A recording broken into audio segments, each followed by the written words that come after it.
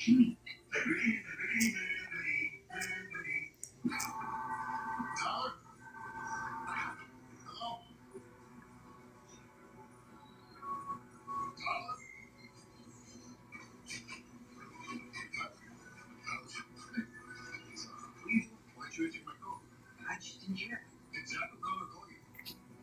is the prophet Joel, chapter 3, verse 9. Proclaim ye this among the Gentiles, prepare war, wake up the mighty man, let all the men of war draw near, let them come up. Shalom. First and foremost, I'd like to give all praises and glory and honor to Yahweh Ba'Hashem, Yahweh Shai Ba'Hashem, Ba'Kodash, and the Heavenly Father. True name is Yahweh, in His only begotten Son, Ba'Hashem, in the name of Mashiach Yahushua. Those are the true names in the ancient Paleo Hebrew, Ba'Shwan Kodash Mutum. I say Barak Thumb to the elders and apostles while I came on Aqua from I say Shalom. And this is going to be a quick sit-down lesson from the prophet Joel, chapter 3, verse 9. As of May the 2nd, I mean not May the 2nd, I meant to say June the 2nd, 2025, on this Monday night. In Matthew 24, verse 7, that's going to be the title of the sit-down lesson, so hopefully this will be edifying. And this is, Joel 3, verse 9, that's going to be the title of the sit-down lesson. I meant to say, let me rephrase that. This is Joel chapter 3, verse 9. It says, proclaim ye this among the Gentiles, prepare war, wake up the mighty man, let all the men of war draw near, let them come up. Right, so let all the men of war draw near, let them come up. And that's what we're seeing over there in Western Asia, which is the Middle East. It's really Western Asia. So we definitely seeing these rising escalations heating up between the Israel Defense Force against the Houthi rebels. Because you know, as of lately, even though this has been previously and as of recently, once again, we've been seeing large ballistic missiles being launched towards Yemen, and, heading towards central Israel, southern Israel, heading over there, Jerusalem, over there in Tel Aviv.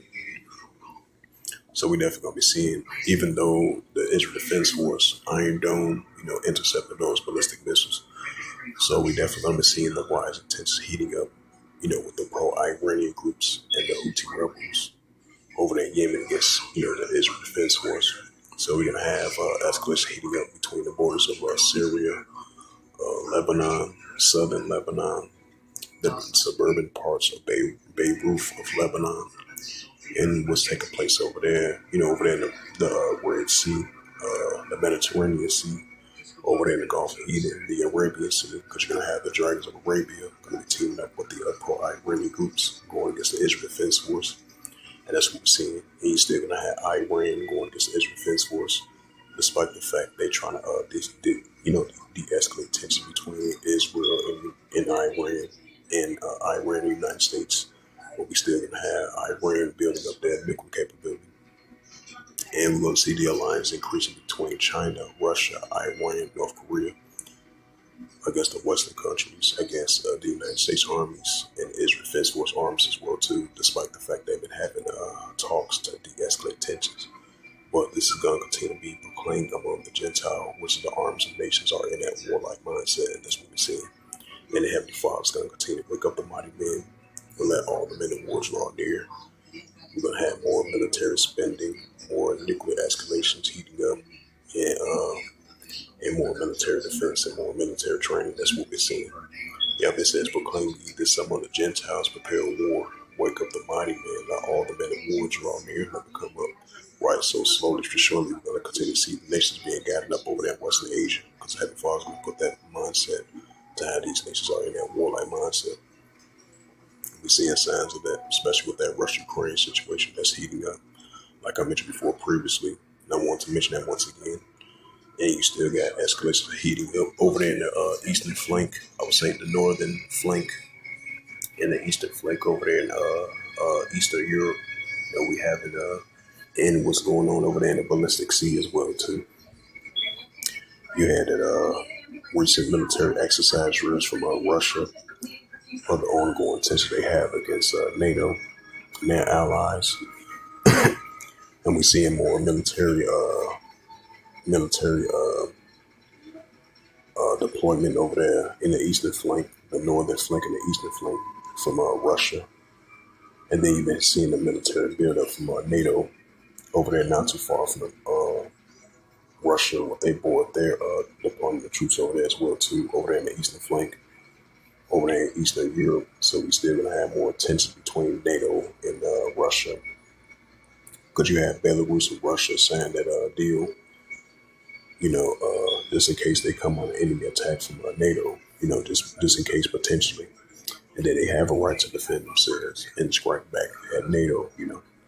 And then you have the European Union, building up their military defense. They use economic sanctions on Russia. So the tension between Russia and NATO, Russia and EU, and Russia Ukraine, that's only going to continue to increase. And that's all going to build up to the Third World War. Just like it says in Ezekiel, the 38th chapter. Russia is going to continue to be in that warlike mindset, and Heavenly Father is going to continue to put the hooks and backs and jaws against Russia to be in that warlike mindset.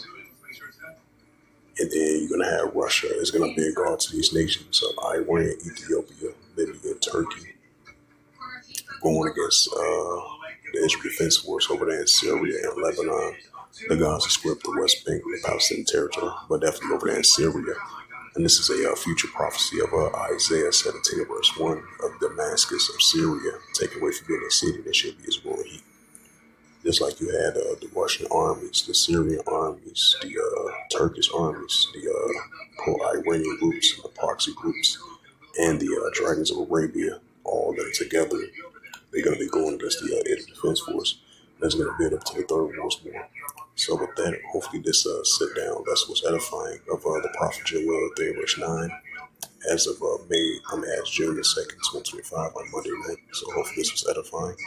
And with that, I'd like to give all praises, glory, and honor to Yahweh B'Hashem, Yahweh Shai B'Hashem B'Kakadash, and the Heavenly Father. True name is Yahweh, and His only begotten Son B'Hashem, and name Hamashiach Shai. Those are their true names in the ancient Paleo Hebrew. Lashma Kadash Matan. And I say Barakathon to the elders and apostles. Till next time, I will say Shalom.